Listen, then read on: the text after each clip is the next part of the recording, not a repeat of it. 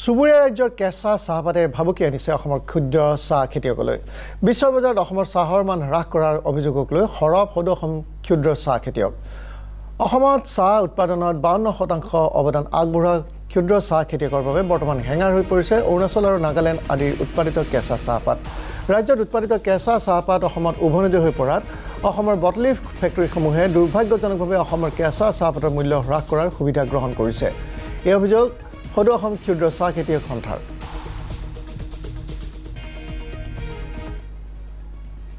অসমত প্ৰায় 2 লাখ ক্ষুদ্ৰ চাহ খেতিয়কে আমাৰ ক্ষুদ্ৰভাৱে চাহ খেতি কৰি আছে আৰু অসমৰ মুঠ চাহৰ উৎপাদনৰ 52% চাহ অকল ক্ষুদ্ৰ চাহ খেতিয়কে উৎপাদন কৰে। গতিকে ক্ষুদ্ৰ চাহ খেতিয়কে এটা গুৰুত্বপূৰ্ণ ভূমিকা গ্ৰহণ কৰি আছে অসমৰ চাহৰ ক্ষেত্ৰত। কিন্তু আমি শেহতীয়াকৈ দেখিবলৈ পাইছোঁ যে অসমৰ লগতে অসমৰ দাঁতিকাষৰীয়া বহু ৰাজ্যত প্ৰায়খিনি ৰাজ্যতে ক্ষুদ্ৰভাৱে চাহ খেতি কৰিবলৈ আৰম্ভ কৰিছে। কিন্তু তাৰ পৰিপ্ৰেক্ষিতত আৰু তেওঁলোকৰ তাত যি ধৰণে চাহ খেতি কৰিছে তাত সেইধৰণে তেওঁলোকৰ বটলিফ ফেক্টৰী নাই।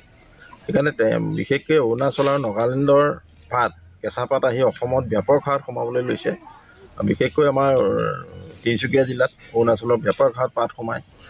নাগালেণ্ডৰ পাত গোলাঘাট, যোৰহাট, শিৱসাগৰ, চৰাইদেউ আৰু ইপিনে আমাৰ ডিব্ৰুগড় জিলা, এই জিলাসমূহত ব্যাপক হাৰত উজনি অসমৰ জিলাসমূহত সোমোৱাৰ ফলত আমাৰ ক্ষুদ্ৰ চাহ খেতিয়কসকল ব্যাপক সমস্যা আৰু ক্ষতিৰ সন্মুখীন হৈছে। বিশেষকৈ তেওঁলোকৰ আমাৰ এটা কিবৰ্ডৰ বা এটা নিয়ম আছে যে 20 কিলোমিটাৰ ৰেডিয়াছৰ ভিতৰতহে আমাৰ কেঁচা পাত কঢ়িয়াই বিক্ৰী কৰিব পাৰে। কিন্তু এতিয়া এই বহিৰাজ্যৰ পাতখিনি আহোঁতে তেওঁলোকে বহু কিলোমিটাৰ, তাতকৈ বহুত বেছি কিলোমিটাৰ অতিক্ৰম কৰি ইয়ালৈ আহে। গতিকে তেওঁলোকৰ কেঁচা পাতটো তাতেই আধা আধি গাড়ীতেই প্ৰায় নষ্ট হৈ আহে। সেইকাৰণে অসমৰ পাতৰ গুণাগুণ নষ্ট হৈছে তাৰ পৰা।